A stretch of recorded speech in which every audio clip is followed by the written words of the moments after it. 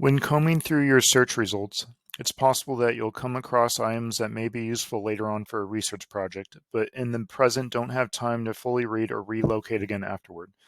To get started, on the results page after a basic or advanced search, make sure you're signed in, if not already, in the top right corner of the page in order to take advantage of this feature.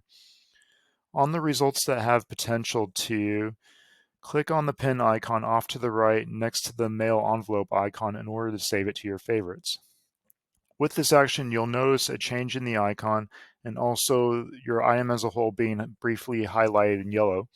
This is to prevent you from committing double jeopardy so that you don't save the item more than once if you come across it again in future queries. Now, once all relevant items have been saved, go ahead and scroll to the top of the page and click the pen icon next to your account. Scroll down and underneath My Favorites, you'll see your saved items or records underneath the Saved Records subheading. If you have any further questions or if anything I've said was unclear to you, feel free to contact me again because I'm happy to help.